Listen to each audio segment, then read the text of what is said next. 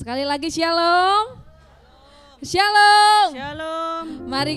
Mari saya undang kita semua bangkit berdiri. Kasih salam kanan kiri. Katakan ucapan yang menyemangati. Terserah apa aja yang menyemangati kanan kiri depan belakangnya. Haleluya. Mari kita sama-sama kita mau memuji Tuhan.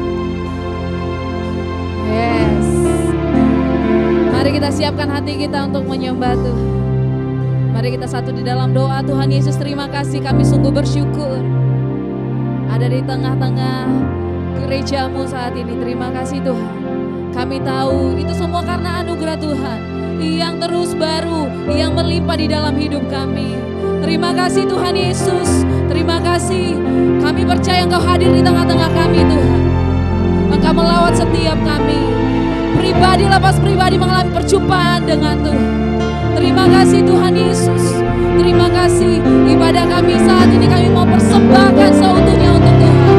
Engkau yang berdaulat, Engkau yang berkuasa Tuhan Yesus. Engkau disenangkan atas persembahan kami, atas ibadah kami ini Tuhan Yesus. Terima kasih, terima kasih. Terima kasih Tuhan Yesus. Kami mau menyembah-Mu. Haleluya. Haleluya. Haleluya. Firman-Mu berkata, marilah kepadaku yang letih lesu, yang berbeban berat, Aku akan memberikan kelegaan. Sebab itu kami datang Tuhan. Kami datang kepadamu, membawa ucapan syukur kami, membawa penyembahan kami, membawa segala pergumulan kami. Biar Engkau hadir, memberikan kekuatan kepada kami. Terima kasih Tuhan. Haleluya. Haleluya. Terpuji nama-Mu, Yesus. Yesus. Haleluya. Haleluya. Haleluya. Engkau yang kami sembah, Engkau pengharapan kami, Engkau kekuatan kami, Engkau segalanya Tuhan. Engkau penolong kami, Engkau segalanya Yesus. Pujian syukur kami. Engkau Tuhan, penolong dalam hidupku. Ku percaya hanya kepadamu. Kau pegang tanganku dan tuntun langkahku. Yesus, Kau perlindunganku. Kau Tuhan, Kau Tuhan, kekuatan dalam hidupku. Kekuatan dalam hidupku. Yes. Penolongku dalam kesesakan. Kau gunung batuku dan pertahananku. Yesus, Kau kemenanganku. Yesus, padamu ku berseru, Kaulah penyelamatku. Terpujilah Kau Tuhanku. Mulutku memuji nama-Mu sepanjang umur hidupku. Terpujilah Kau Tuhanku di atas segalanya. Mari sama-sama berikan tepuk tangan kemuliaan untuk Tuhan. Haleluya. Haleluya. Kau Tuhan, penolong dalam hidupku. Ku percaya hanya kepadamu. Kau yang pegang tangan kami, Kau pegang tanganku dan tuntun langkahku. Yesus, Kau perlindungan, Kau Tuhan kekuatanku, Kau Tuhan, kekuatan dalam hidupku, penolongku di dalam kesesatan. penolongku Yes. dalam kesesakan. Kau gunung batuku, Kau gunung dan pertahananku, dan pertahanan. Yesus, Yesus, Kau kemenanganku. Yesus, padamu ku berseru, Kaulah penyelamatku. Terpujilah Kau Tuhanku. Mulutku memuji nama-Mu sepanjang umur hidupku. Terpujilah Kau Tuhanku. Yesus, Yesus, padamu ku berseru, Kaulah penyelamatku. Terpujilah Kau Tuhanku. Mulutku memuji nama-Mu sepanjang umur hidupku. Terpujilah Kau Tuhanku di atas segalanya.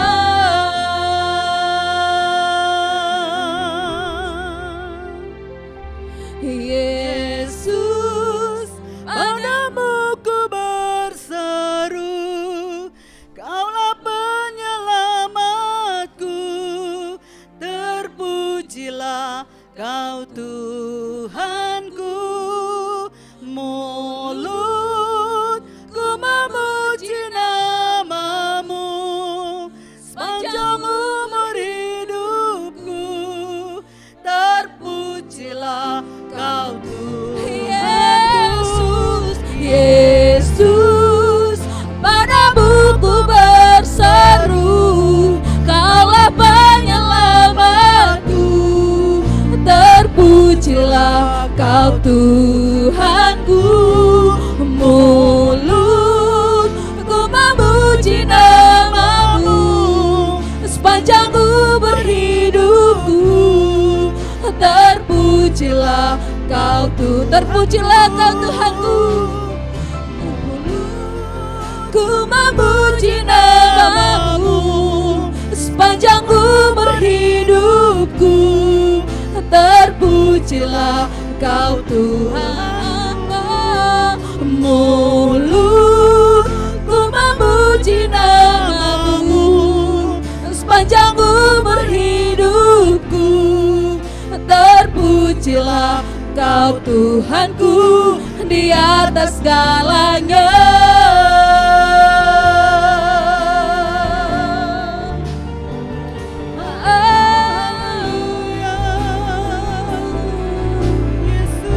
Sama-sama katakan, Kaulah sumber kuatku, Kaulah sumber kuatku. Kaulah kehidupanku, Kaulah pertahananku.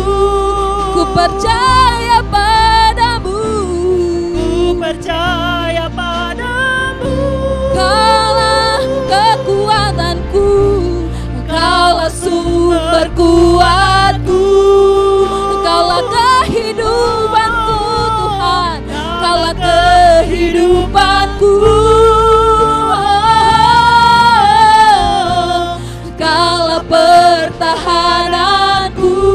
Ku percaya padamu, ku percaya padamu.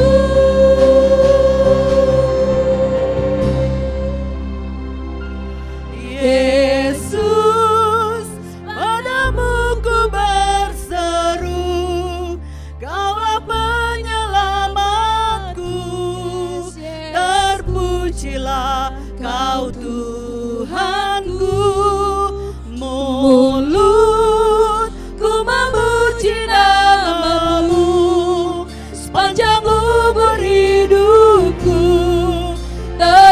Terpujilah Kau Tuhanku di atas segalanya. Mari kita sembah Tuhan. Kau yang kami sembah, mulut kami memuji-Mu. Karena mulut kami memuji dan memuliakan nama Tuhan. Yesus, haleluya, haleluya. Kepadamu Tuhan, Kami datang bawa pujian bagi-Mu, bawa ucapan syukur, karena begitu besar kasih setia-Mu buat kami. Setiap hari kami merasakan kebaikan-Mu Tuhan. Di dalam kesesatan Engkau yang menolong kami.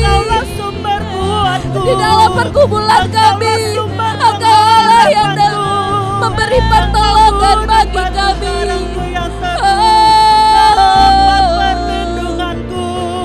Haleluya. Engkaulah pengharapan, Engkaulah pengharapan kami, Yesus. Tiada Allah yang seperti Engkau. Haleluya. Segala pujian dan syukur bagi-Mu, Allah yang mulia, kuduslah nama-Mu. Kaulah yang awal, yang akhir dari segalanya. Yesus, Kaulah pujian bagiku. Segala pujian dan syukur bagi-Mu, Allah yang mulia, kuduslah nama-Mu. Kaulah yang awal, yang akhir dari segalanya. Yesus, dengan sungguh-sungguh katakan segala pujian, segala pujian dan syukur bagi-Mu, Allah yang mulia, kuduslah nama-Mu. Kaulah yang awal, yang akhir dari segalanya. Yesus, Kaulah pujian bagi. Kaulah yang awal, Kaulah yang awal, yang akhir dari segalanya. Yesus, Kaulah pujian bagiku. Kaulah yang awal, yang akhir dari segalanya. Yesus, Kaulah pujian bagiku.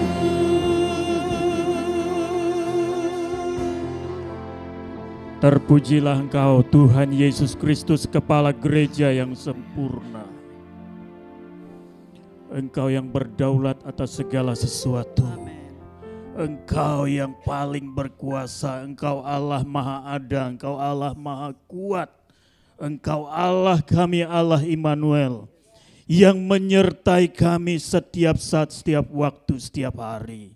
Hingga kami boleh ada di tempat ini semuanya karena anugerah penyertaan Tuhan. Pagi hari ini kami datang ke hadirat-Mu Tuhan. Kami bersyukur untuk penyertaan Tuhan, untuk kesempatan yang Tuhan beri untuk kami beribadah kepada Tuhan. Kami memuji menyembah Tuhan pagi hari ini. Kami menyerahkan segenap hidup kami yang adalah milik-Mu, karena semua hidup kami ini milik-Mu. Kau sudah bayar lunas hutang dosa kami oleh kematian-Mu di atas kayu salib. Terima kasih Tuhan, Kau sudah memerdekakan kami. Pagi hari ini kami mau menaikkan doa-doa syafaat kami, terutama bagi bangsa negara kami. Indonesia yang luar biasa ini. Kasih Tuhan melingkupi bangsa kami Indonesia. Kasih Tuhan melingkupi para pemimpin bangsa ini. Kasih Tuhan melingkupi seluruh rakyat Indonesia. Tidak ada yang terkecuali walaupun kami berbeda agama, berbeda suku bangsa. Kasih Tuhan tidak terhalang oleh perbedaan itu. Terima kasih Tuhan, Engkau mengasihi semua pejabat-pejabat di bangsa ini Tuhan. Engkau memberkati Presiden Prabowo, Engkau memberkati Wakil Presiden, Engkau memberkati jajaran kabinetnya Tuhan, Engkau memberkati pemimpin di daerah sampai RT RW sampai tingkat yang terendah. Engkau memberkati semuanya, semua potensi, semua lapisan masyarakat. Tuhan berkati. Terima kasih Tuhan. Terima kasih kami boleh mengalami berkat-berkat Tuhan di bangsa ini. Keamanan bangsa kami diberkati, perekonomian bangsa kami diberkati, kesehatan bangsa kami juga diberkati, pendidikan di bangsa kami ini juga diberkati. Terima kasih Tuhan. Terima kasih, kami berdoa untuk gereja-gereja Tuhan yang ada di Indonesia maupun yang ada di luar negeri, di seluruh penjuru dunia ini. Semua gereja-gereja Tuhan yang melakukan ibadah hari ini, kiranya nama Tuhan saja yang dipermuliakan. Di kota besar, kota kecil, sampai daerah-daerah pedalaman sekalipun yang ada di pedalaman Papua, Kalimantan, NTT, Sumatera. Semuanya Tuhan lawat hari ini. Kegerakan kebangkitan rohani terjadi melanda gerejamu karena ada hadirat Allah. Umat-umatmu semuanya memuliakan Tuhan, mengagungkan nama Tuhan. Pengajaran-pengajaran yang disampaikan adalah Injil kebenaran, Injil yang murni, yang memerdekakan, yang memberikan kekuatan bagi setiap orang yang percaya. Karena Injil adalah kekuatan Allah yang menyelamatkan semua orang. Terima kasih Tuhan, dimuliakanlah nama Tuhan. Di gereja-gerejamu yang ada di Tangerang Selatan, Tangerang Kota, Gading Serpong, dan sekitarnya. Terima kasih Tuhan. Terima kasih lawatan Tuhan terjadi, kemuliaan Tuhan dinyatakan, pemulihan terjadi, kesembuhan terjadi hari ini. Terima kasih Tuhan, berkat-Mu atas gerejamu di tempat ini, GBI Porones ini Tuhan berkati, gembala sidang, jemaat Tuhan, hamba-hamba Tuhan. Tuhan berkati semuanya Tuhan. Terima kasih Tuhan, kiranya nama Tuhan saja yang dipermuliakan atas gerejamu di tempat ini. Karena di mana nama Tuhan dipermuliakan, di situ ada kebangunan rohani terjadi. Pertobatan terjadi, pemulihan terjadi, kemenangan terjadi. Terima kasih Tuhan. Terima kasih kami mengalami Engkau. Hadirlah Engkau di tengah-tengah kami. Lebih lanjut di sepanjang ibadah kami, bahkan di luar ibadah ini juga Tuhan, hadirat-Mu terus mengalir dalam kehidupan kami, dalam keluarga, dalam usaha, dalam seluruh area, dalam seluruh aspek hidup kami. Terima kasih Tuhan, bila sebentar kami juga akan memberikan korban persembahan kami sebagai tanda syukur kami karena Tuhan sudah memelihara, sudah menolong, sudah memberkati hidup kami. Kami berikan semuanya untuk kemuliaan nama-Mu. Terima kasih Tuhan, diberkatilah kiranya Engkau. Di dalam nama Yesus Kristus, haleluya, amin. Amin. Mari kita siapkan persembahan kita Bapak Ibu Saudara yang kasih Tuhan.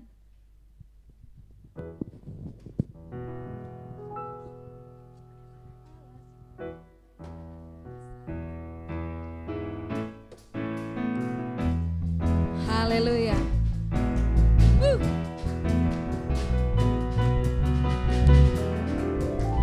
Besarkan nama Tuhan, pujilah Dia. Kemurahannya besar, tiada terkira. Aku tak dapat balas betapa besar kasih-Nya. Oh, besarkanlah nama Haleluya. Haleluya. Ku mau nyanyi tentang Dia, haleluya. Ku mau sorak tentang Dia, haleluya. Ku tak dapat hidup tanpa Dia. Sekarang ku adalah ciptaan baru dan ku hidup dalam keselamatannya tak ada kutuk yang menggangguku. Sebab itu besarkan nama Tuhan. Besarkan nama Tuhan. Pujilah Dia, pujilah Dia. Kemurahannya besar, tiada terkira. Aku tak dapat balas betapa besar kasih-Nya. Oh, besarkanlah. Sama-sama katakan haleluya. Haleluya. Ku menyanyi tentang Dia, haleluya. Ku bersorak tentang Dia, haleluya. Ku tak dapat hidup tanpa Dia. Sekarang ku adalah ciptaan baru, dan ku hidup dalam keselamatannya. Tak ada kutuk yang mengingatku. Sama-sama besarkan nama Tuhan. Besarkan nama Tuhan, pujilah Dia. Kemurahannya besar, tiada terkira. Aku tak dapat balas betapa besar kasih-Nya.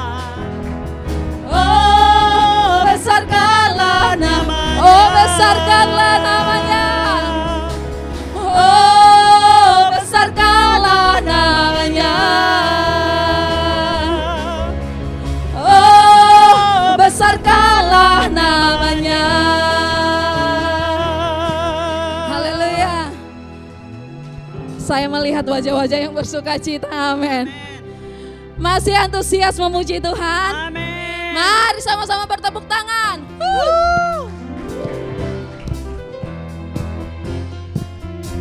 Haleluya. Mari kita tinggikan Allah kita bersorak-sorak buat Tuhan.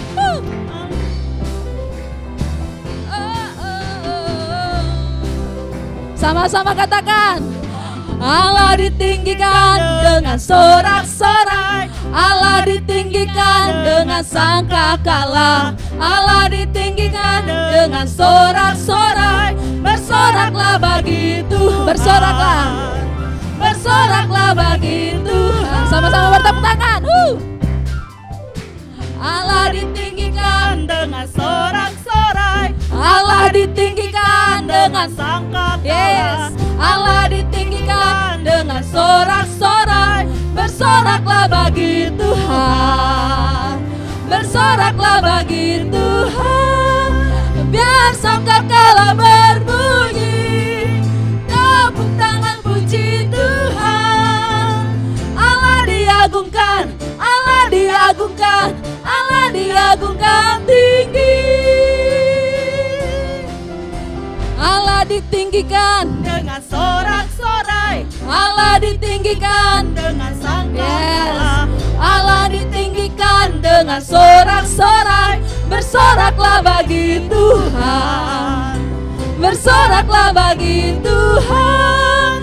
Biar sangkakala berbunyi, tepuk tangan puji Tuhan. Allah diagungkan, Allah diagungkan, Allah diagungkan, Allah diagungkan, Allah diagungkan, Allah diagungkan, Allah diagungkan tinggi. Mari bertepuk tangan.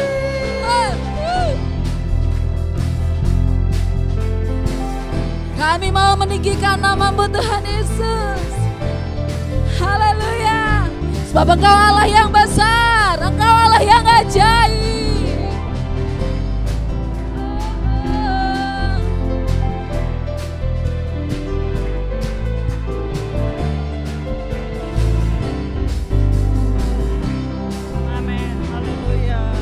Allah kita heran dan besar, Allah yang heranlah, Allah yang cinta kita semua diberkati dengan limpah. Allah yang heranlah, Allah kita heran dan besar, Allah yang heranlah, Allah yang cinta kita semua berkati dengan limpah.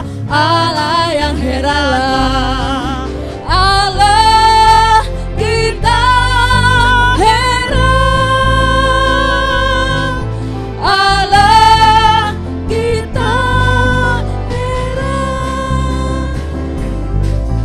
Allah kita heran dan besar.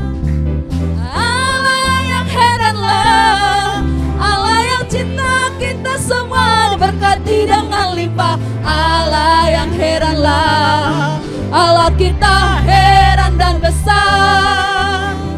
Allah yang heranlah, Allah yang cinta kita semua berkati dengan limpah. Allah yang heranlah, Allah kita heran, Allah kita heran,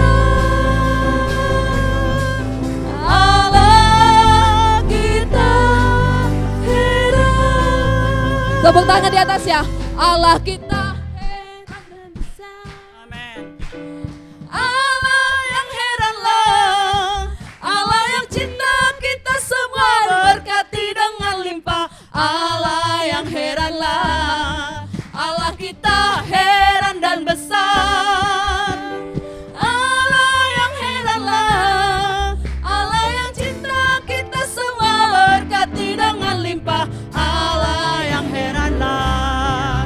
Allah kita heran dan besar. Allah yang heranlah, Allah yang cinta kita semua berkati dengan limpah.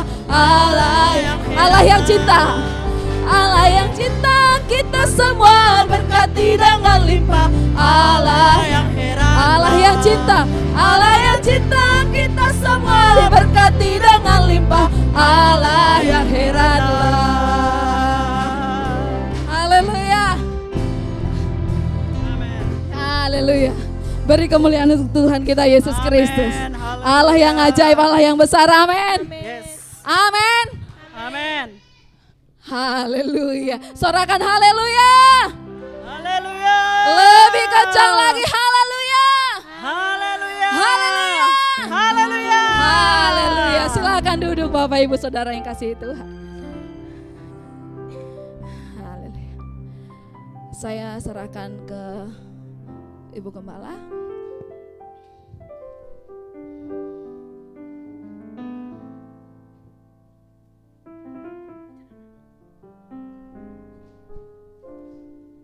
Bapak Ibu Saudara, cek. Hari ini kita akan bersama dengan keluarga Bapak Manik, kita akan melakukan penyerahan anak mereka, anak pertama mereka, yaitu Lora Menta Boru Manik, untuk diserahkan kepada Tuhan. Mari saya persilahkan kedua orang tua dan anak membawa anaknya untuk maju ke muka, berdiri di depan. Puji Tuhan.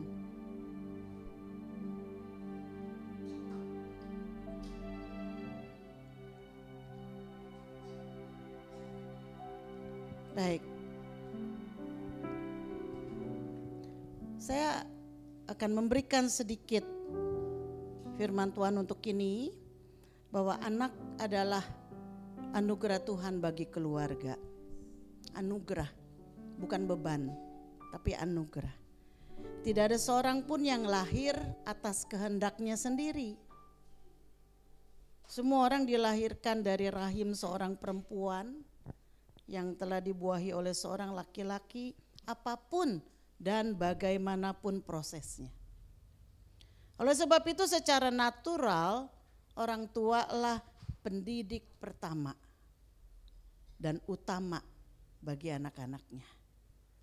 Orang tua diberikan kewajiban dan tanggung jawab untuk mendidik dan memelihara dan mendampingi anak-anaknya.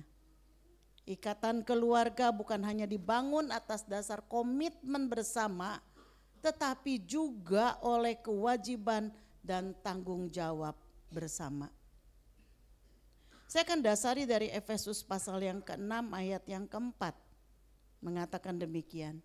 Dan kamu bapak-bapak, janganlah bangkitkan amarah di dalam hati anak-anakmu, tetapi didiklah mereka di dalam ajaran dan nasihat Tuhan. Ada beberapa langkah yang harus diambil oleh orang tua dan yang perlu mendapat perhatian dari orang tua dalam mengasuh dan mendidik anak menjadi pribadi yang berkenan di dalam Kristus. Yang pertama, untuk menyerahkan anak-anak kepada Allah pada permulaan kehidupan mereka.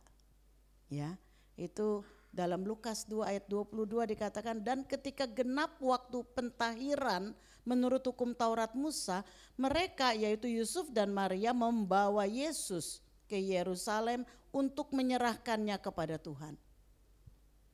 Di dalam firman Tuhan, Yusuf dan Maria menyerahkan Yesus kepada Tuhan, menyerahkan anak kita sepenuhnya kepada Tuhan, itu berarti kita memberi Tuhan hak penuh untuk berkuasa, menguduskan, menuntun, memimpin, bahkan menyertai anak kita dalam seluruh kehidupannya. Yang kedua, mengajar anak-anak agar takut akan Tuhan dan berpaling dari kejahatan, mencintai kebenaran dan membenci dosa. Sebagai orang tua, kita wajib memperkenalkan anak akan kebenaran firman Tuhan, agar mereka mencintai kebenaran dan membenci dosa. Bimbinglah anak-anak sampai mereka memiliki iman pribadi. Sebab itu GBI tidak membaptis anak-anak. Baptisan adalah suatu keputusan yang diambil oleh seseorang yang sudah mengerti, yang sudah bisa dengan kesadaran sendiri menerima Yesus sebagai pribadi.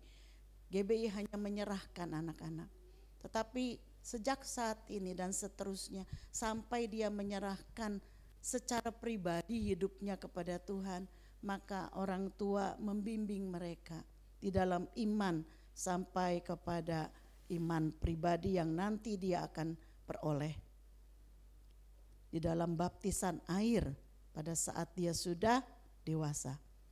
Yang ketiga, lindungi anak-anak dari berbagai pengaruh jahat yang mau menghancurkan kerohanian anak kita melalui daya tarik dunia maupun pergaulan yang tidak baik. Ini tugas orang tua. Yang keempat, anak-anak perlu dibawa dalam naungan sebuah gereja lokal. Ya, jangan dibiarkan dia menjauhi dari gereja, agar kerohanian mereka bertumbuh dalam firman Tuhan dan dalam komunitas orang percaya. Tentunya firman ini berlaku bukan hanya bagi Bapak Manik dan Ibu Simanjuntak, tetapi juga bagi kita semua yang punya anak-anak. Lalu yang terakhir, libatkan anak-anak di dalam mezbah keluarga. Dan orang tua doakan serta berkati anak-anak mereka. Ya, jadi nanti saya minta Pak Manik dalam sehari-hari doakan anakmu. Tumpangi tangan, berkati dia. Ya. Nah, saya mau tanya saat ini, apakah setelah saya bacakan tadi, apakah Bapak Martobat Manik bersedia dan Ibu Simanjuntak sebagai orang tua dari Lora Menta Boru Manik bersedia untuk melaksanakan langkah-langkah yang sudah saya katakan tadi? Kiranya Tuhan menolong kita ya. Mari kita akan berdoa untuk anak dan kita menyerahkan Lora Menta Boru Manik kepada Tuhan. Kita naikkan pujian, ku serahkan Lora Menta pada Tuhan. Ku serahkan, ku serahkan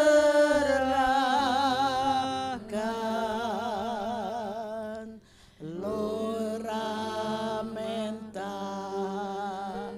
pada Allah.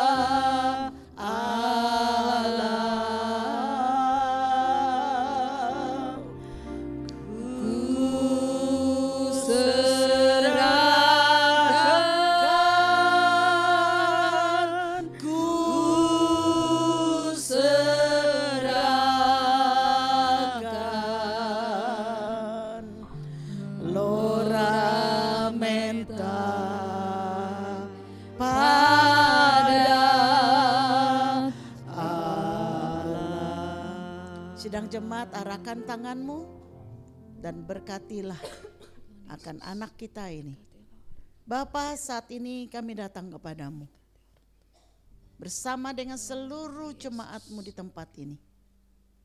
Kami datang untuk melaksanakan perintah Tuhan. Sebagai gereja-Mu, kami membawa anak ini yang Kau sudah berikan kepada keluarga Bapak Manik. Seorang anak yang cantik, seorang anak yang luar biasa. Lora Menta Engkau sudah berikan bagi mereka. Dan saat ini dengan iman mereka, mereka membawa Lora Menta dan menyerahkannya ke dalam tangan Tuhan. Karena mereka menyadari bahwa mereka tidak mampu untuk mendidik anak ini di dalam jalan Tuhan kalau bukan Tuhanlah yang menolong dan memimpin serta menuntunnya. Sebab itu ya Tuhan, kami serahkan Lora Menta ke dalam tangan Tuhan di dalam nama Yesus. Lora Menta mulai dari saat ini dan selamanya Kau menjadi milik Tuhan. Amin. Sampai Tuhan memimpin engkau di dalam pertobatan pribadi dan iman pribadimu di dalam baptisan air kelak. Dan Tuhan akan menyertai engkau. Engkau diberikan oleh Tuhan anugerah kasih karunia yang luar biasa. Tuhan berikan engkau kecerdasan. Tuhan berikan engkau hati yang baik. Tuhan berikan engkau seluruh kecantikan luar dan dalam. Tuhan akan memimpin engkau, memberikan engkau kesehatan di dalam nama Yesus. Tangan Tuhan menyertai engkau, dijauhkan engkau dari celaka dan malapetaka, dijauhkan engkau dari segala kutuk. Di dalam nama Yesus kami cabut segala kutuk-kutuk apapun di dalam nama Yesus. Dan dijauhkan engkau dari segala hal-hal jahat yang mau ditanamkan oleh si iblis di dalam engkau. Di dalam nama Yesus kami tolak di dalam nama Yesus. Dan engkau aman di dalam tangan Tuhan. Dari sekarang sampai selama-lamanya. Terima kasih ya Bapak, terima kasih. Kami serahkan Lora Menta ke dalam tangan Tuhan. Engkau juga memberkati kedua orang tua. Boru Manik ini Tuhan. Martobat dan Bapak Manik dan Boru Simanjuntak. Tuhan berkati mereka. Sebagai orang tua, beri kepada mereka iman yang kuat. Di dalam nama Yesus, iman mereka bertumbuh di dalam engkau. Dan dengan hikmat dari Tuhan, mereka boleh mendidik anak mereka ini di dalam jalan Tuhan. Berikan kemampuan, berikan juga kecukupan bagi mereka di dalam nama Yesus. Terima kasih ya Bapak, kami serahkan Tuhan keluarga ini ke dalam tangan Tuhan. Di dalam nama Yesus kami mengucap syukur dan berdoa. Haleluya. Amin. Amin. Dan sebagai gereja akan memberikan akte penyerahan anak kepada keluarga. Nanti akte ini akan diserahkan oleh Ibu Shirley. Saya persilahkan. Ya. Mungkin ada sedikit kesalahan, setelah ini akan diambil lagi sama sekretariat supaya bisa dibetulin. Sebab ada kesalahan dalam tanggal dan maksudnya tanggalnya minggu lalu.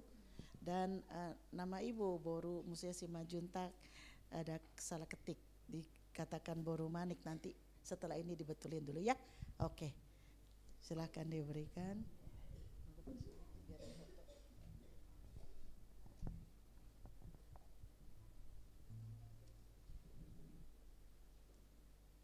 Oke, Tuhan memberkati ya. Baik, saya serahkan kembali kepada.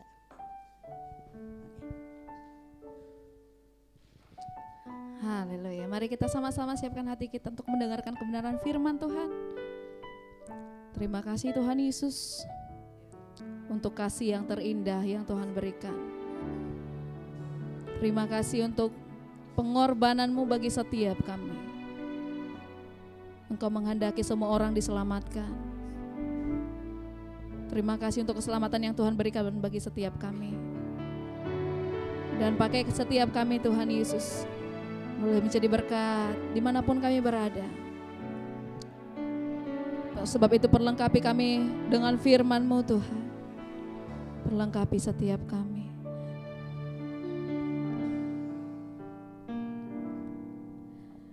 Kasih yang terindah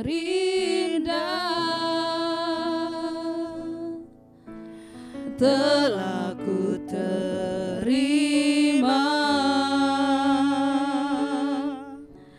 kasih yang terbesar darimu Yesus.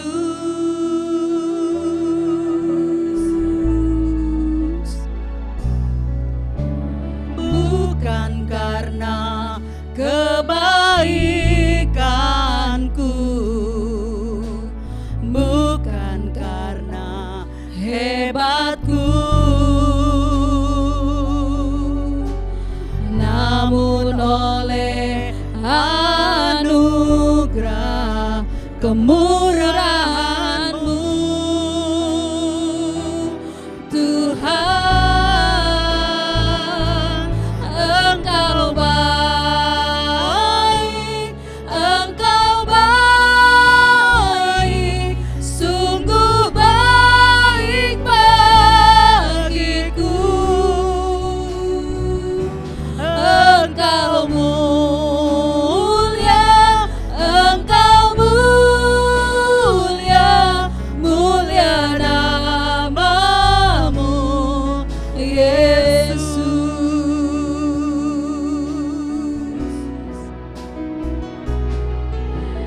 Kasih yang terindah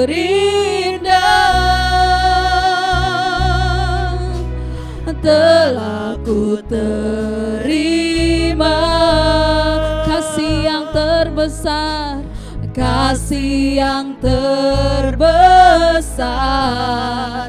darimu Yesus. Bukan karena kebaikan kami Tuhan, Bukan karena kebaikan, bukan karena kehebatan kami, bukan karena hebat, tapi hanya oleh anugerah-Mu. namun oleh anugerah kemurahan-Mu Tuhan.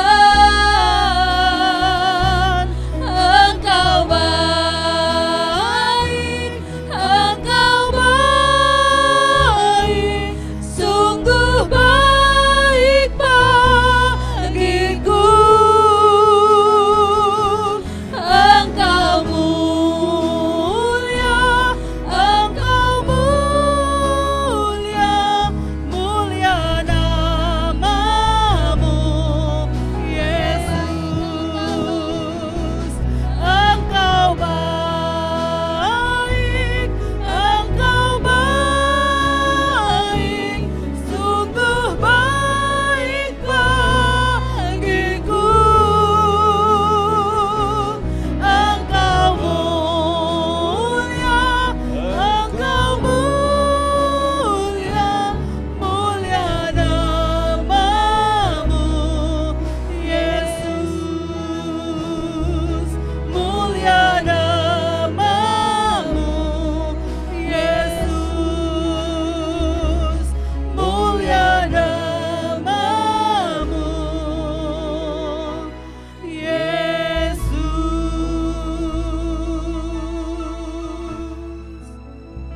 Terima kasih Tuhan Yesus untuk berkat-berkat Tuhan yang luar biasa yang terus kami alami.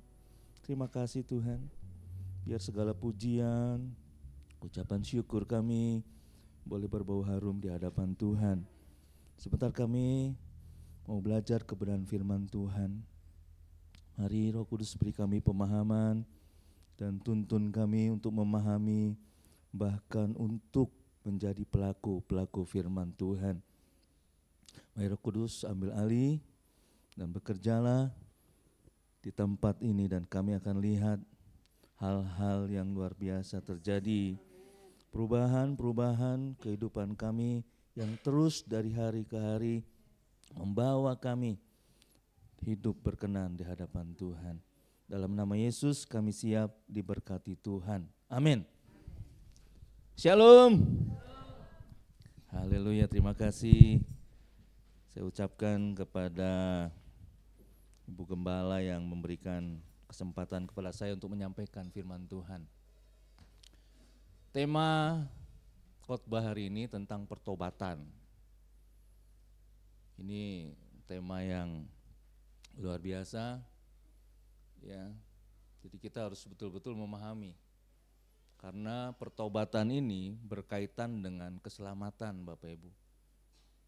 Jadi kita betul-betul harus mengerti apa arti pertobatan. Sebelum saya menyampaikan hal ini, saya ingin kita membuka di 1 Yohanes 2 ayat 1. Kitab 1 Yohanes 2 ayat 1 berkata begini. Anak-anakku, hal-hal ini kutuliskan kepada kamu supaya kamu jangan berbuat dosa. Namun jika seorang berbuat dosa, kita mempunyai seorang pengantara pada Bapa, yaitu Yesus Kristus yang adil. Saudaraku, kekristenan itu bertumpu pada pesan pengampunan. Ya, sedangkan agama-agama lain mungkin menawarkan nilai-nilai moral. Kita harus pahami ini.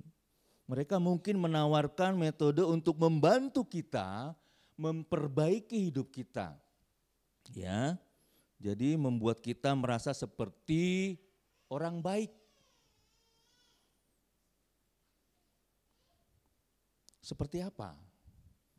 Kita diajar untuk memberi amal, bersodakoh, berpuasa pada waktu tertentu.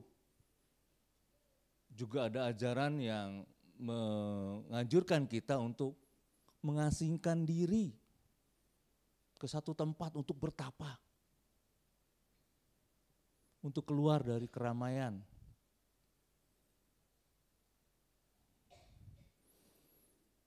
Namun kekristenan itu diperuntukkan bagi mereka yang tidak layak.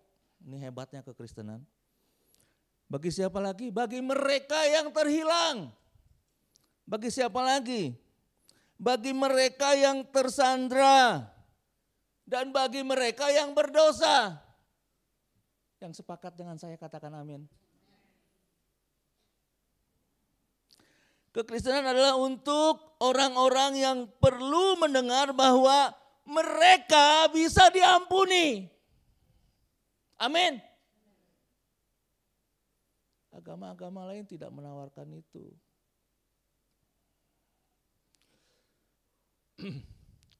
Sepanjang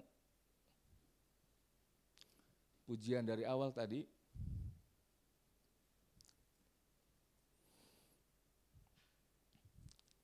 saya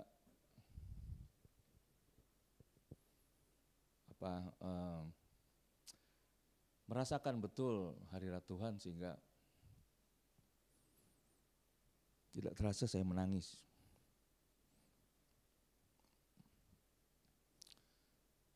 Luar biasa Tuhan kita.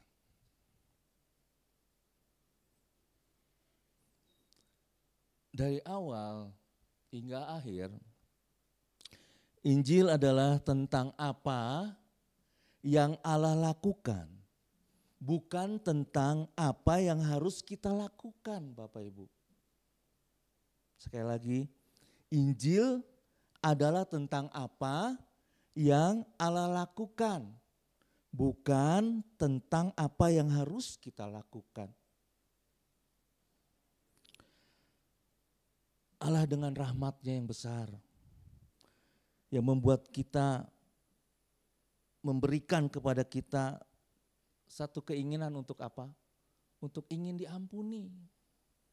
Tergantung respon kita. Dan hanya ketika kita beriman kepada Yesus, barulah kita diampuni sepenuhnya.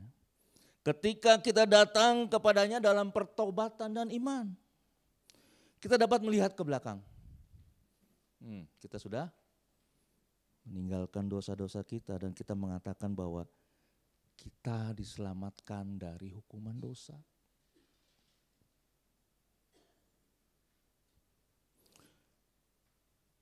semua yang melawan kita, semua yang menghalangi kita untuk mengenal Tuhan, semua yang menghalangi kita untuk menemukan kasih Allah dan kebaikan Allah, semua hukuman yang pantas kita terima telah dilenyapkan. Telah dihapuskan melalui karya penebusan Yesus di kayu salib. Ini sebelum kita masuk pada tema kita pertobatan. Kita harus pahami ini dulu. Maka sebagai orang percaya kita dapat seharusnya bersukacita. Karena apa? Karena dosa tidak lagi menguasai kita. Amin. Jadi saudara-saudaraku, ketika kita memuji Tuhan di tempat ini, ketika kita beribadah kepada Tuhan di tempat ini, jangan pernah berpikir Tuhan yang memberi sesuatu kepada kita.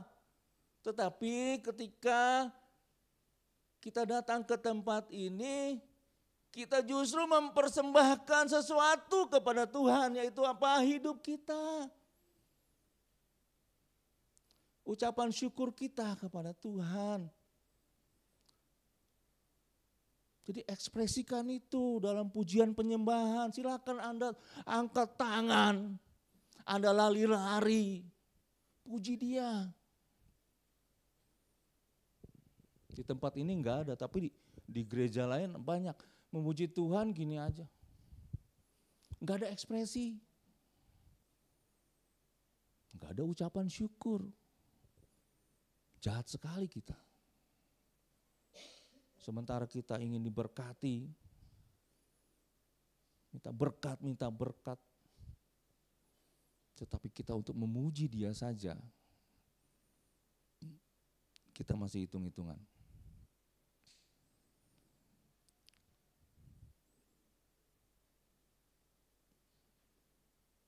Namun kenyataannya adalah bahwa di dalam kehidupan kita di dunia ini, kita masih berbuat dosa. Kita masih meleset dari sasaran. Kita masih gagal mencapai standar Allah. Dan ketika kita melakukan itu si jahat berbisik ini. Apakah kamu benar-benar diselamatkan? Apakah benar Allah mengampunimu?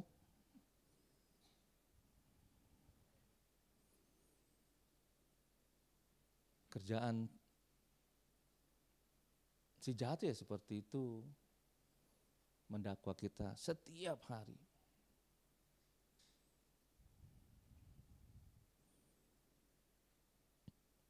Apa jawaban kita? Ya benar. Dia akan melakukannya. Karena apa? Karena orang yang mati untukku itu saat ini sedang membelaku. Yesus itu selalu membela kita. Amin. Yesus selalu membela kita. Dia setia walau kita tidak setia.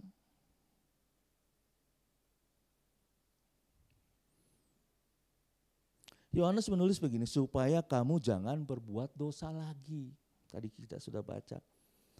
Karena dia tahu apa? Dia tahu bahwa pengampunan bukanlah izin untuk berbuat dosa. Jadi ketika kita mengenal Tuhan, kita tahu bahwa kita sudah diampuni, kita enak saja berbuat dosa. No, enggak seperti itu. Pengampunan itu bukan izin untuk kita berbuat dosa lagi.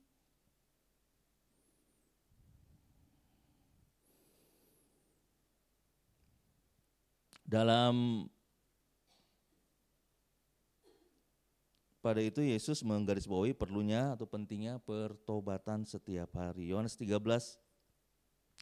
ketika Yesus sedang mencuci kaki murid-muridnya, Petrus memprotes begini, engkau tidak akan membasuh kakiku sampai selama-lamanya. Kemudian jawab Yesus apa? Jikalau aku tidak membasuh engkau, engkau tidak mendapat bagian dalam aku. Yohanes 13 ayat 8. Jadi apa, pengampunan bukanlah milik kita sampai kita dibasuh oleh Yesus. Dan Dia terus membasuh kita melalui pertobatan dan iman kita setiap hari.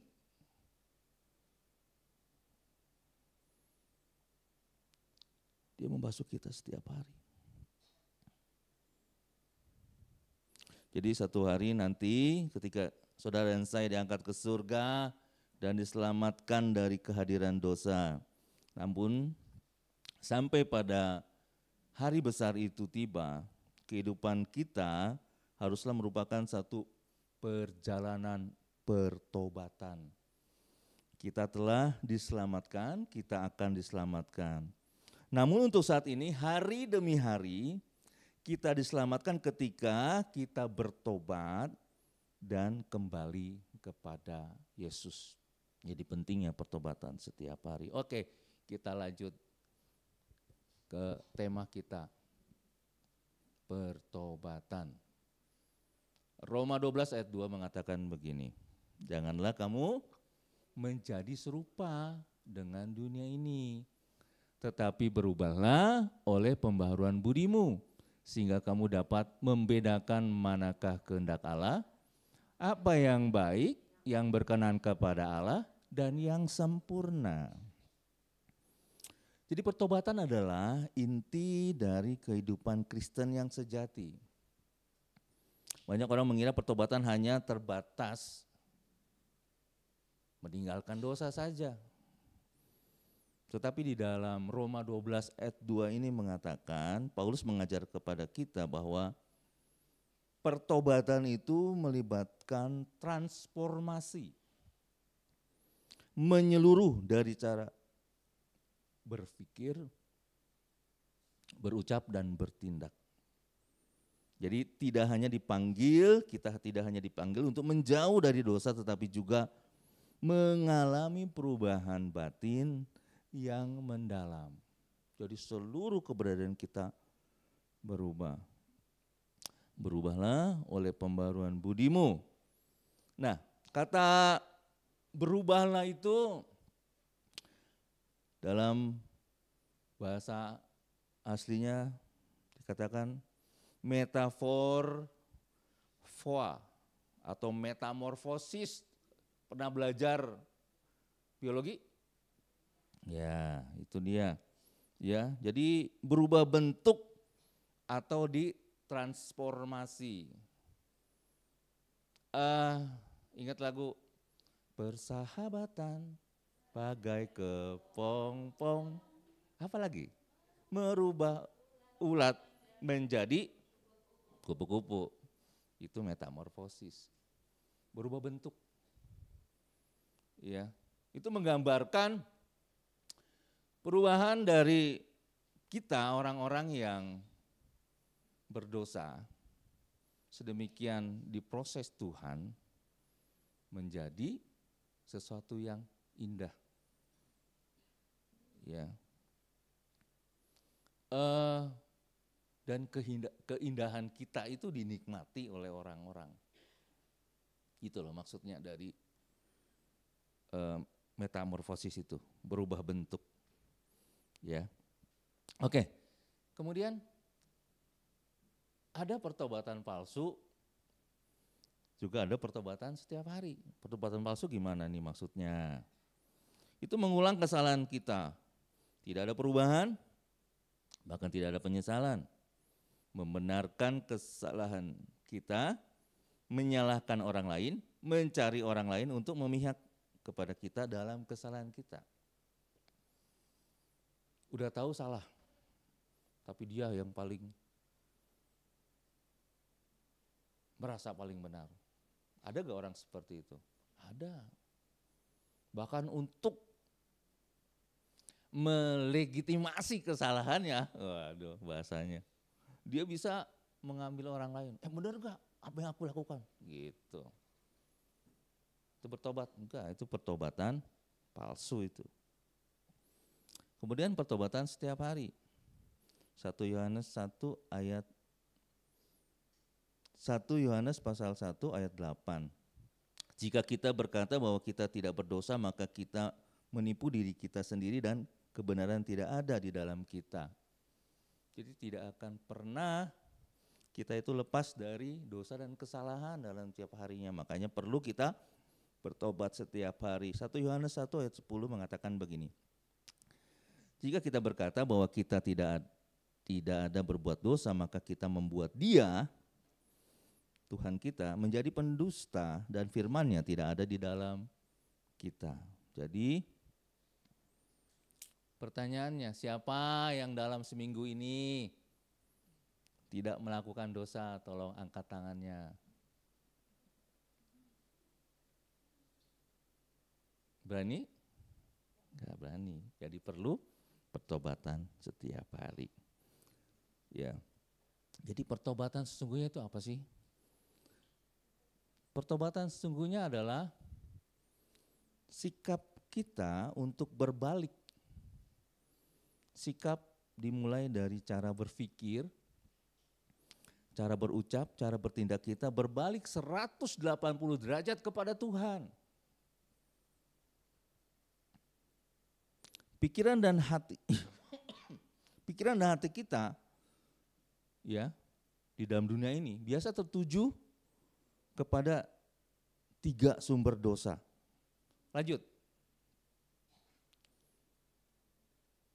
Ya, lanjut. Nah, ini 3 sumber dosa. Yang satu keinginan duniawi. Kedua keinginan daging, ketiga keinginan iblis. Ini 3 sumber dosa nih. Apa ini maksud keinginan duniawi? Keinginan duniawi adalah keinginan yang berupa sistem yang dibuat oleh setan melalui orang-orang kepercayaannya untuk apa? Untuk membuat sistem itu yang tadinya firman Tuhan katakan itu dosa, di lingkungan itu sudah dianggap tidak berdosa lagi. Contoh nih. Ya.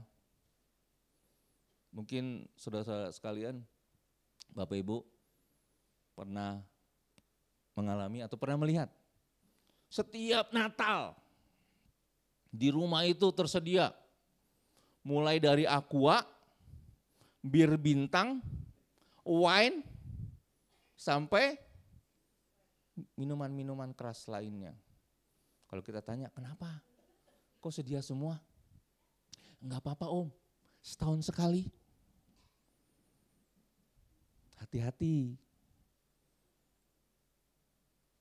Gak apa-apa, setahun sekali, Natal. Hati-hati. Satu mabuk, semua mabuk. Mabuk berjamaah.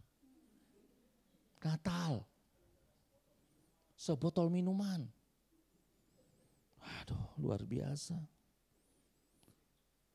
Itu keinginan duniawi. Ya. Yang kata firman Tuhan itu dosa, di lingkungan itu udah gak ada rasa dosa-dosa lagi tuh. Udah biasa Om, Natal.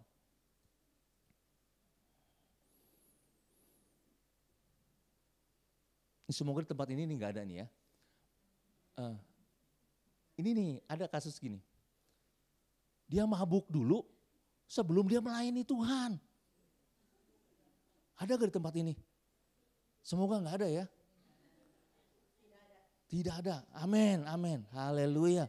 Dia mabuk dulu. Kalau nggak mabuk di atas mimbar gemetar. Suaranya nggak ada. Iya, tapi ketika mabuk, oh haleluya, haleluyanya lebih keras. Aduh mabuk. Itu dianggap biasa loh. Itu dianggap biasa. Bahaya gak? Bahaya. Di atas mimbar dia mabuk. Melayani Tuhan lagi.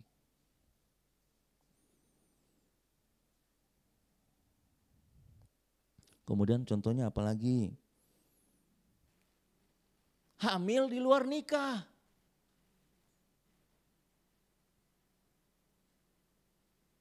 Mungkin di daerah kita masih ini ya, tapi di tempat-tempat tertentu itu udah biasa loh.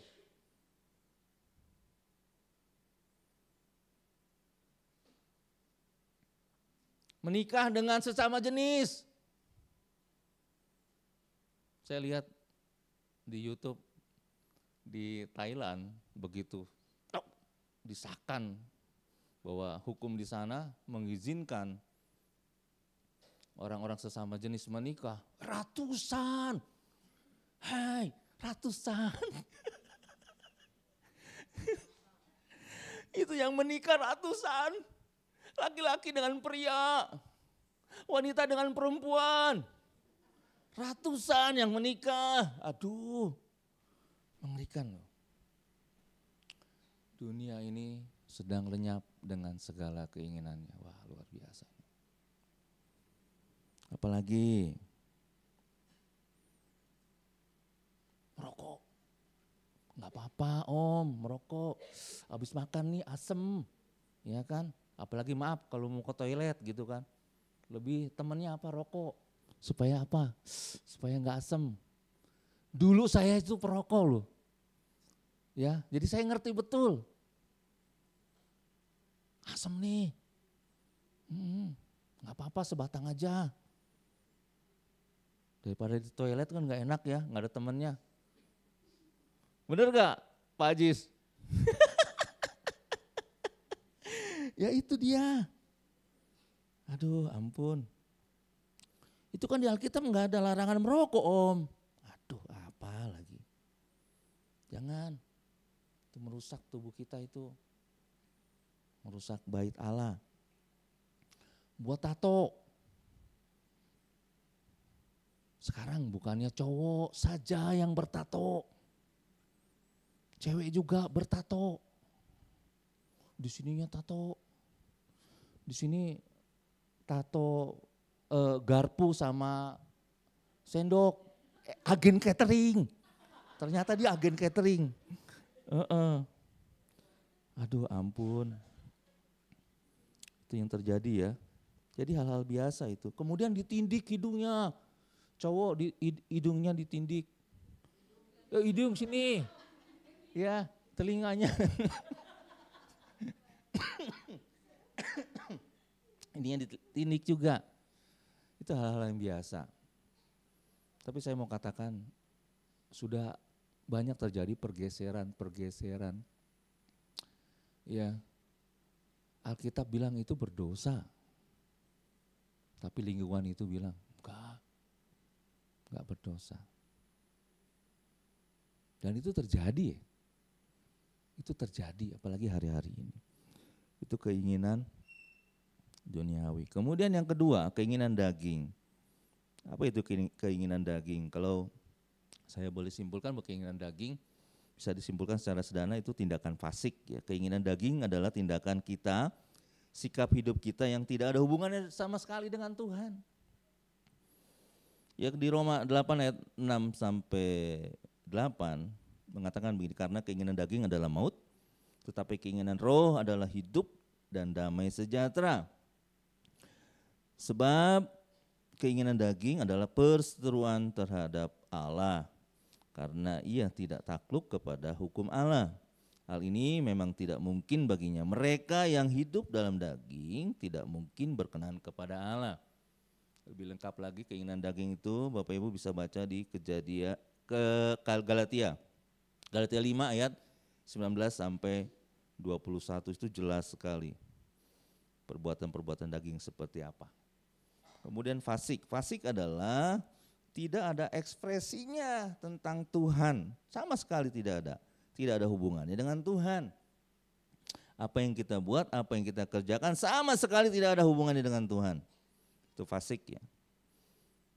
Jadi fasik dalam perjanjian lama dikatakan itu menggambarkan orang yang hidup dalam dosa, menentang hukum Tuhan dan tidak peduli dengan kehendak Tuhan. Contohnya di Mazmur 1 ayat 6 mengatakan begini, sebab Tuhan mengenal jalan orang benar, tetapi jalan orang fasik menuju kebinasaan. Di perjanjian baru juga Ada di kitab Roma 1 ayat 18 mengatakan begini, sebab murka Allah dinyatakan dari surga atas segala kefasikan dan kelaliman manusia yang menindas kebenaran dengan kelaliman. Jadi ciri-ciri orang fasik itu, yang pertama menolak firman Tuhan, 2 berbuat curang dan menipu, 3 suka menindas orang lain, 4 mengandalkan kekuatan sendiri. Itu yang kedua, 3 sumber dosa. 1 keinginan duniawi, 2 keinginan daging, yang ketiga keinginan iblis. Keinginan iblis tentu adalah keinginan setan untuk menjerumuskan kita ke dalam dosa.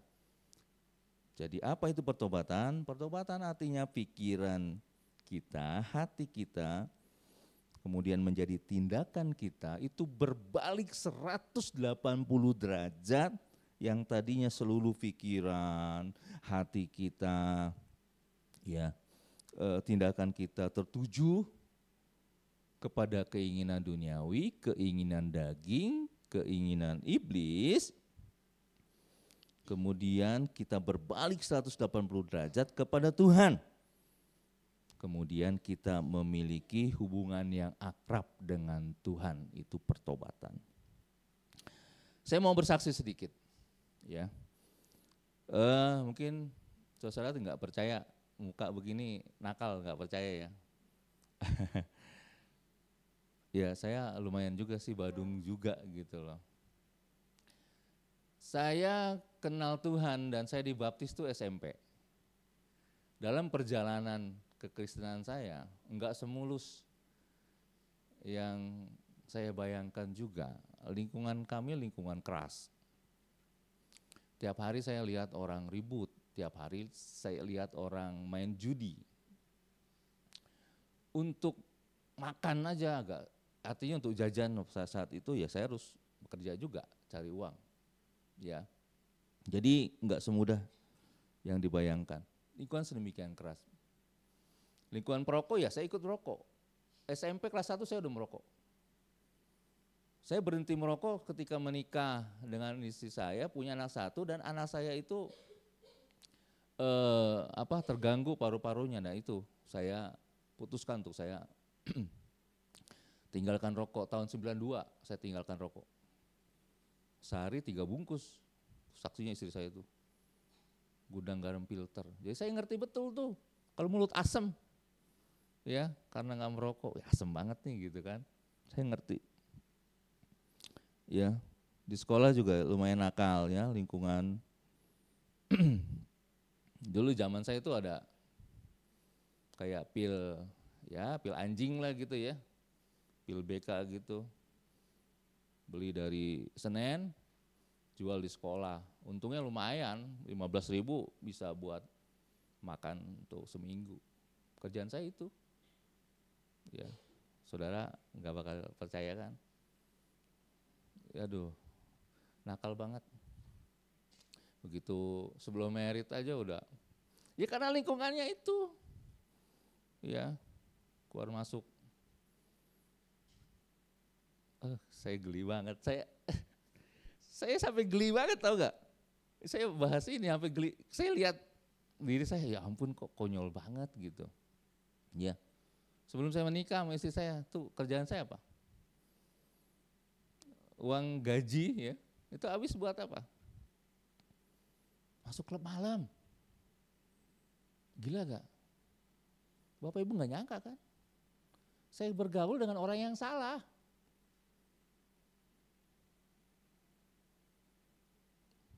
Malu saya. Kalau ingat gitu saya malu, ya ampun Tuhan, malu saya. Tetapi setelah mengenal arti pertobatan, ya saya kembali kepada Tuhan. Ya, jadi saya mengalami sukacita yang luar biasa. Terus diproses sampai saya bertemu betul dengan Tuhan. Ya, sampai mengalami. Ya, setelah saya menikah itu udah terus diproses. Ya puncaknya waktu saya melihat sendiri mukjizat yang Tuhan nyatakan ketika istri saya harus dioperasi. Dia harus dibelah torak,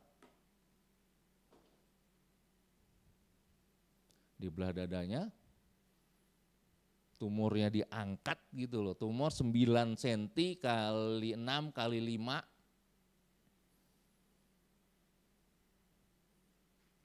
Dokter bilang itu 50-50. Karena apa? Karena kalau itu akarnya sampai terus menyebar ke paru-paru dan ke jantungnya, itu ditutup lagi Bapak Ibu. Enggak diangkat tumornya, ditutup lagi. Gambling kan?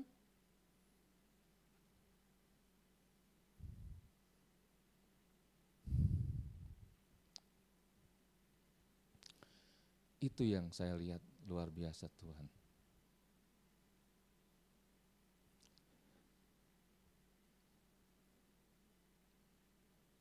Tuhan bawa saya kepada satu pengalaman rohani yang sampai kita bilang, wow, Tuhan kita itu luar biasa. Kita bisa katakan itu karena kita ngalami. Makanya kalau ada orang, ya kita dampingin, maaf, kita datang ke tempat orang sakit kemudian gitu, kita besuk dia, lebih baik diam dan dengar orang itu daripada kita banyak bicara. Betul. Nanti kalau yang si sakit itu bilang, kamu tahu apa tentang saya? Malu kita. Betul.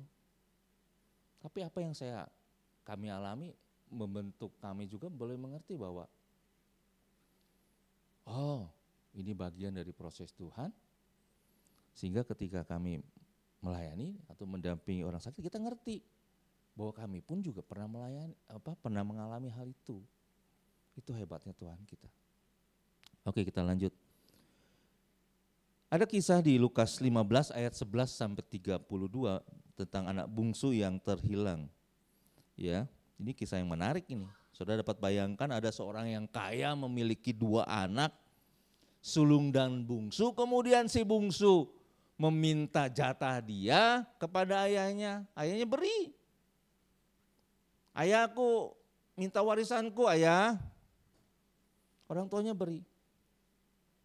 Kemudian si bungsu itu meninggalkan rumahnya, dia pergi ke kota besar, poya-poya. Kemudian terjadi kelaparan di sana dan dia bangkrut.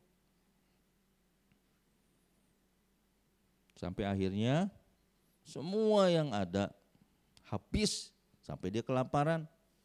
Kemudian dia datang kepada seseorang, dia minta pekerjaan, dikasihlah pekerjaan. Pekerjaannya apa? Jaga babi. Saking laparnya dia mau makan tuh makanan babi.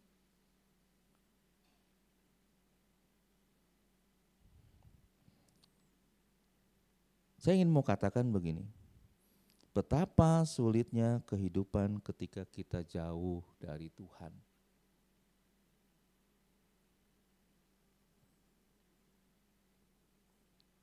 Si bungsu ini kemudian sadar. Dia ingat bahwa ayahnya itu kaya raya. Ada begitu banyak orang yang bekerja di ayahnya. Lah ngapain saya tinggal di sini? Ngurus babi lagi. Akhirnya dia balik ke rumah bapaknya. Bapaknya sambut dia. Itu gambaran dari kehidupan kita.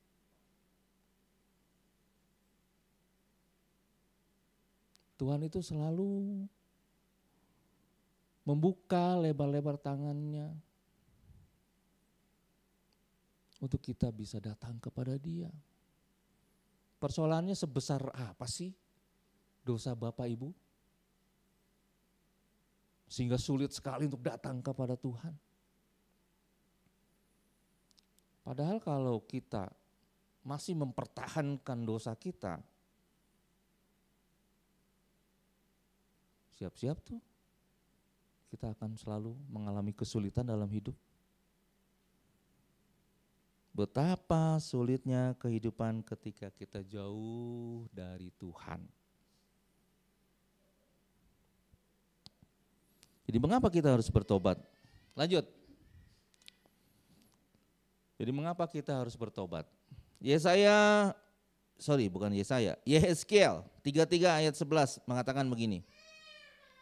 Katakanlah kepada mereka, demi aku yang hidup, demikianlah firman Tuhan Allah, aku tidak berkenan kepada kematian orang fasik, melainkan aku berkenan kepada pertobatan orang fasik itu dari kelakuannya supaya ia hidup.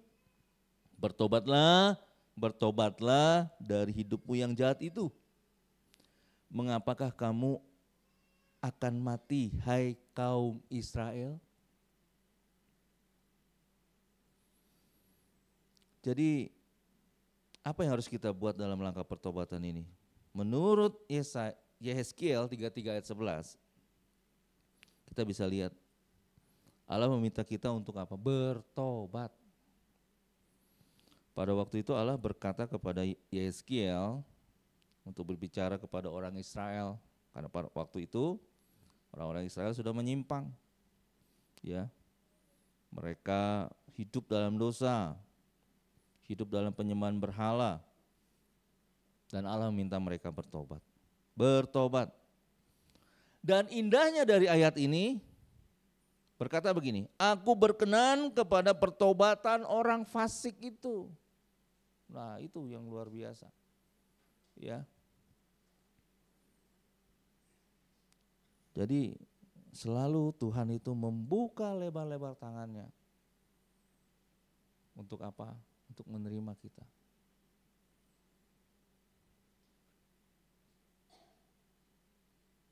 Kabar gembiranya gini Bapak Ibu, saudara-saudara sekalian. Di Alkitab yang membuat malaikat bersorak-sorai itu, kalau satu orang berdosa itu bertobat. Ya. Itu luar biasa itu. Jadi menurut Yehezkiel 33 ayat 11 ini, bertobat itu penting karena satu, menghindari hukuman dosa, dua, menunjukkan kasih dan keadilan Allah, tiga, memberi kesempatan untuk hidup di dalam kebenaran. Selalu Tuhan itu memberi kesempatan. Ya. Mengapa Tuhan mau membawa kita, mengajak kita untuk kembali kepada Dia? Ini bukan hanya sekedar tentang tindakan. Ingat, pertobatan itu bicara tentang pikiran, hati, dan tindakan. Jadi ada orang yang melakukan ibadah, sepertinya beribadah, ya, melakukan pelayanan begitu, ya, kelihatan melakukan hal-hal rohani, tetapi ketika pikirannya itu jauh dari Tuhan, itu bukan pertobatan. Ya, ketika bisa gak WL nyanyi lagu gini, kemudian pikirannya kemana? Bisa. Bisa. Hati-hati itu. Ya. Bisa gak Rio ketuk-ketuk gini, sementara pikiran Rio ada di rumah? Bisa. Bisa. Kefas. Jangan genjreng gini kan. Pikiran Kefas ada di sekolah, sementara fisiknya ada di gereja. Bisa. Bisa. Ya. Jadi kalau Anda melakukan tindakan pelayanan rohani tetapi hati dan pikiran kita jauh dari Tuhan, itu namanya legalisme. Legalisme yang penting ya ke gereja. Yang penting melayani. Tetapi hati dan pikiran jauh dari Tuhan, itu bukan pertobatan. Oke, mengapa kita harus bertobat? Mengapa kita harus kembali pikiran kita, hati kita, tindakan kita kepada Tuhan? Nah, ini perlu kita pahami benar bahwa hal-hal seperti ini penting bagi kita. Karena apa? Karena kita tahu bahwa Dengan Tuhan kita bisa bersukacita. Yang sepakat dengan saya katakan amin. Karena dia sumber sukacita kita.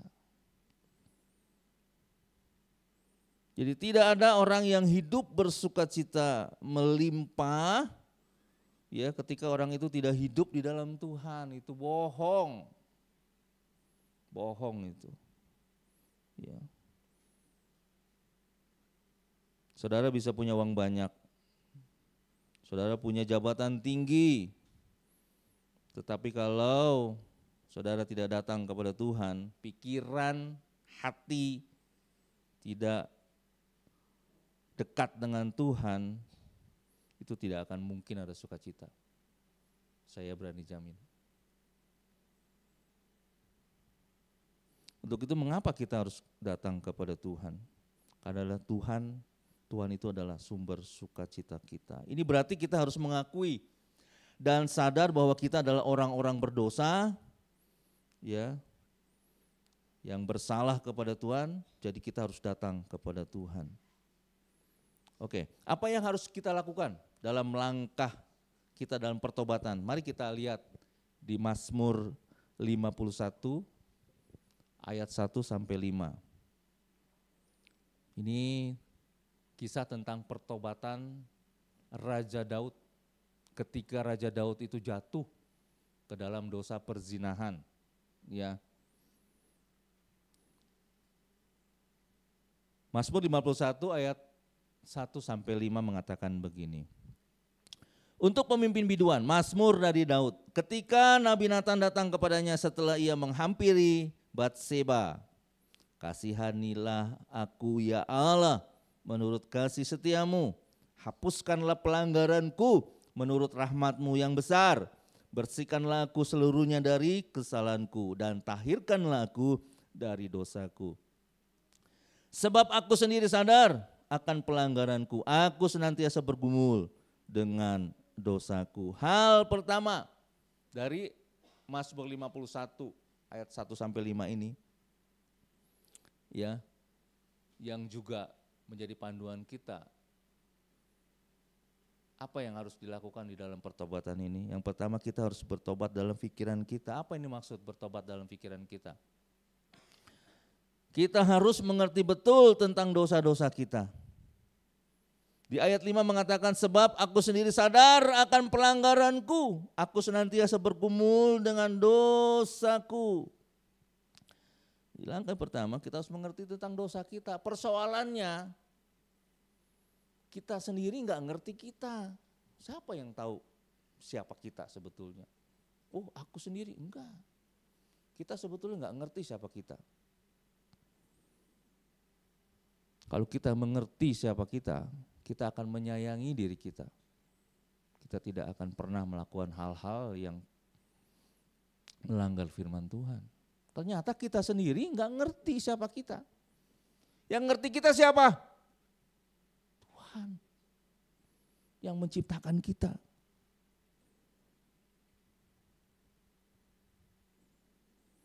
Bagaimana kita bisa mengerti tentang dosa kita? Saudara bisa lihat, ada begitu banyak orang hidup di dalam pelanggaran.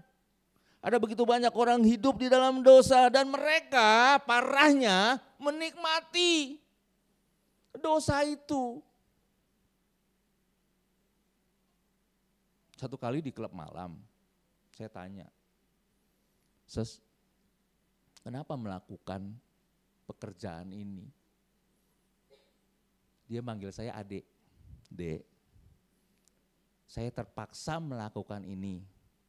Karena apa? Suami saya tidak bertanggung jawab. Saya memiliki satu anak yang saya harus hidupi. Jadi terpaksa saya menjadi seperti ini. Mengerikan. Mengerikan.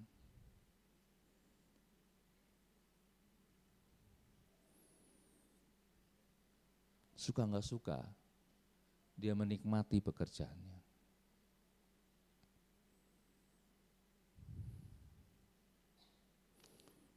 Bagaimana kita supaya kita mengerti dosa dan pelanggaran kita. Kita harus duduk dan dengar. Duduk dan dengar di hadapan Tuhan. Sambil kita berkata, Tuhan tunjukkan pelanggaranku. Tuhan tunjukkan dosa-dosaku. Kita harus rendah hati, saudara-saudara. Karena selama ini kan kita yang ngatur Tuhan. Betul apa betul? Kita yang ngatur Tuhan. Firman ini bukannya untuk saya. Firman ini untuk dia. Ini firman cocoknya buat dia, bukan untuk saya.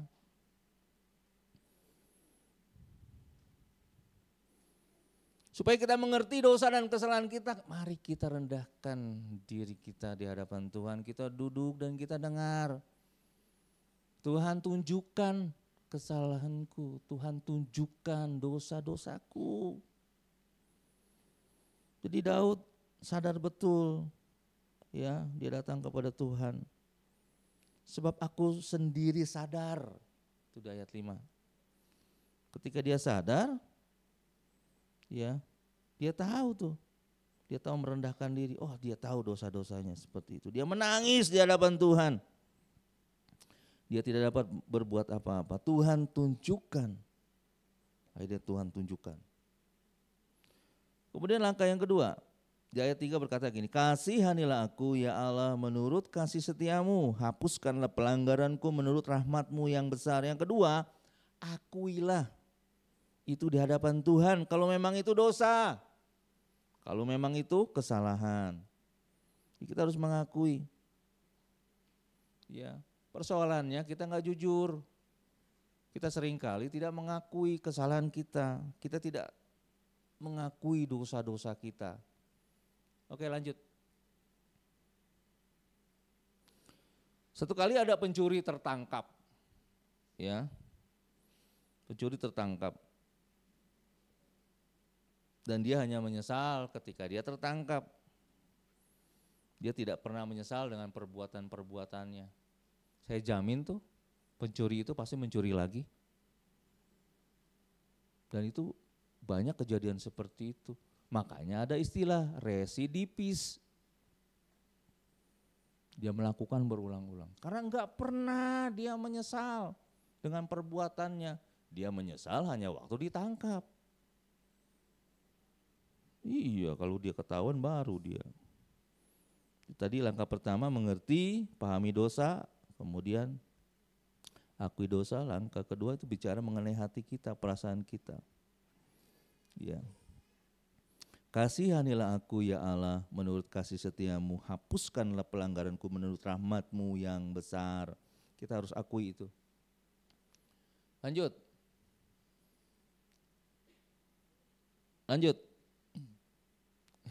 Ya, itu yang kedua. Sekarang yang ketiga, langkah yang terakhir. Datang kepada Tuhan. Nah, Mazmur 51 ini itu adalah keberanian Daud untuk datang kepada Tuhan, Bapak Ibu. Enggak mudah itu, tapi dia datang kepada Tuhan, diakui itu. Ya, seluruh kesalahan dia diakui itu. Jadi penting bagi kita untuk kita berbalik dari dosa dan kesalahan kita, berbalik kepada Tuhan. Ya, karena kalau kita tidak melakukan itu, maka tidak akan ada pernah perubahan-perubahan itu terjadi di dalam kehidupan kita.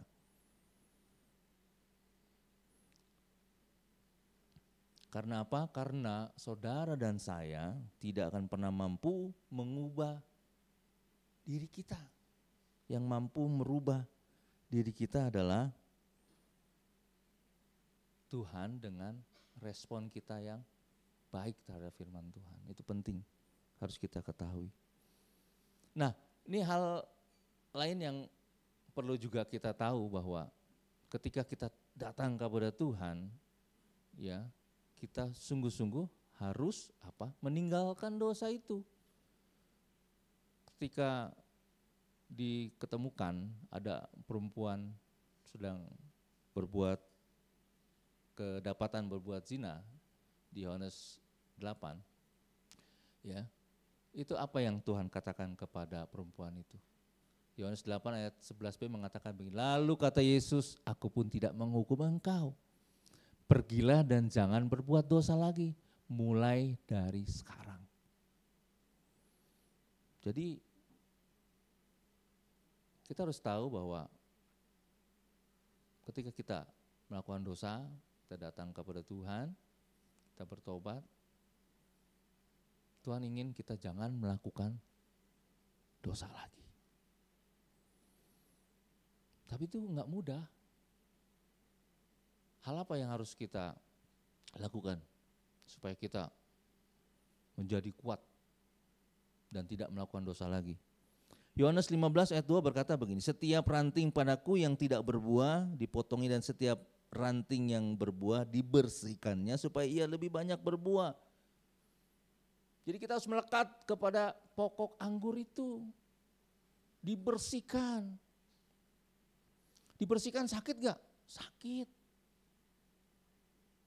Supaya berbuah, kita dibersihkan, sakit. Dikerik, dibersihkan tuh. Diproses. Yesus adalah pokok, ya, dan kita adalah ranting-rantingnya. Kita menyerap sari vitamin dari Tuhan, nutrisi-nutrisi. Kita menyerap hal-hal yang baik dari Tuhan. Apa yang dibuat ranting? Enggak ada. Cuma menerima aja. Itu hebatnya Tuhan. Ya. Jadi yang diperbuat oleh ranting hanya melekat. Kita tuh diminta supaya melekat aja pada pokok anggur. Jadi secara otomatis kita dapat nutrisi, vitamin, apa-apa yang baik dari Tuhan. Persoalannya kan kita kadang nggak mau melekat sama Tuhan. Ilustrasi gini. Ketika saya diundang makan ya, satu kali diundang makan sama teman, makannya pinggir jalan gitu. Saya bisa aja pakai pakaian kaos oblong, celana pendek. Ya, makan sambil angkat kaki, sambil ketawa-ketawa gitu kan, sama teman. Tapi satu kali ketika owner saya undang datang ke rumahnya, ya ada satu perayaan gitu. Nggak mungkin tuh saya pakai kaos oblong, celana pendek, datang ke rumahnya. Enggak. Bagaimanapun juga saya akan berpakaian formal. Pakai batik tangan panjang gitu kan. Celana celana hitam panjang formal, pakai sepatu. Terus makannya juga hati-hati. Kalau makan kerupuk krewot gitu kan. Bunyi. Hati-hati makannya juga. Apa yang ingin saya katakan? Yang ingin saya katakan gini. Kita lihat kepada siapa kita bergaul, kita akan menjadi seperti siapa. Kalau kita bergaul dengan dunia, dengan kedagingan, dengan iblis, maka kita akan seperti dunia. Hidup kita masih dalam kedagingan dan kita bisa serupa dengan iblis. Tapi kalau kita akrab dengan Tuhan, bergaul karib dengan pokok anggur, maka hidup kita terus diubahkan. Terus diubahkan sehingga kita nanti serupa dengan Kristus. Amin.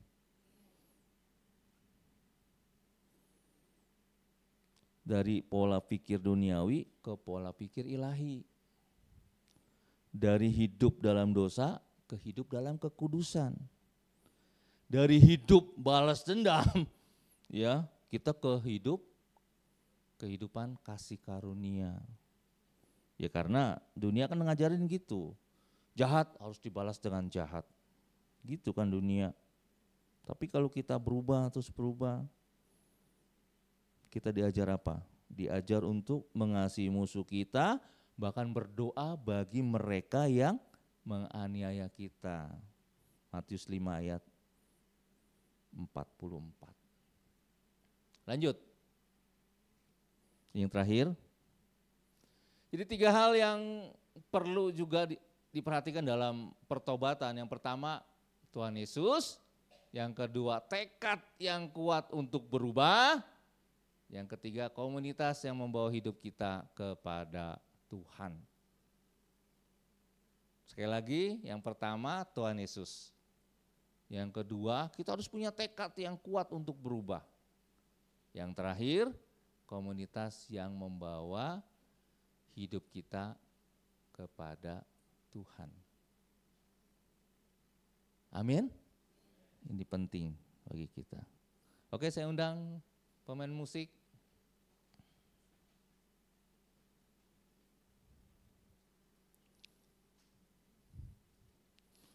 Wahyu 3 ayat 3 mengatakan begini, karena itu ingatlah bagaimana engkau telah menerima dan mendengarnya. Turutilah itu dan bertobatlah, karena jikalau engkau tidak berjaga-jaga, aku akan datang seperti pencuri dan engkau tidak tahu pada waktu manakah aku tiba-tiba datang kepadamu. Bapak Ibu, keselamatan kita bisa hilang. Oleh karena itu, pertobatan itu harus setiap hari.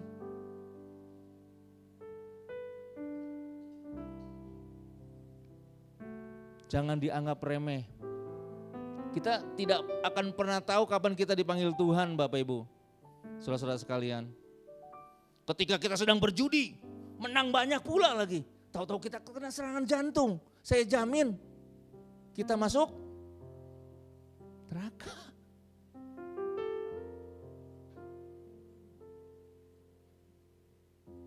Hati-hati.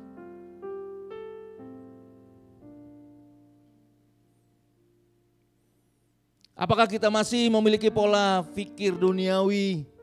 Ataukah kita telah mengalami perubahan sejati dalam cara kita berpikir dan bertindak?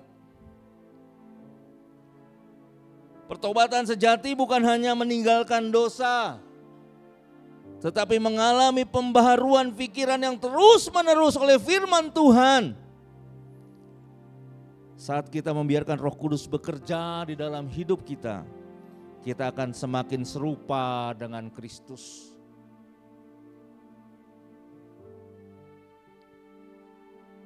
Haleluya. Ku terhubung denganmu, selalu melekat di hatimu. Firman-Mu itulah dasar hidupku yang berdaulat atasku. Ku terhubung denganmu, selalu melekat di hatimu. Firman-Mu itulah dasar hidupku yang berdaulat atasku.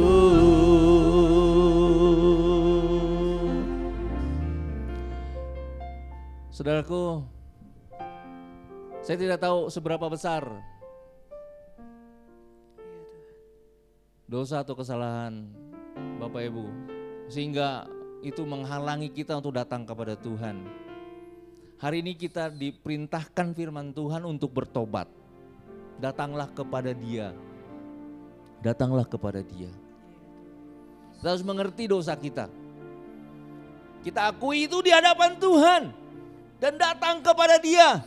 Katakan, Tuhan, tunjukkan apa yang menjadi dosa dan kesalahanku. Aku mau berubah. Pimpin aku Tuhan. Ketahuilah Tuhan selalu memberi kesempatan kepada setiap kita untuk datang kepada Dia. Tuhan itu baik.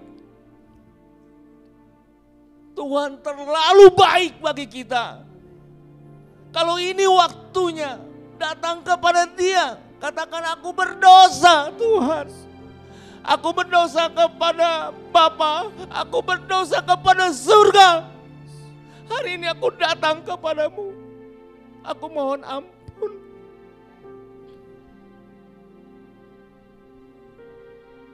Mari kita tundukkan kepala.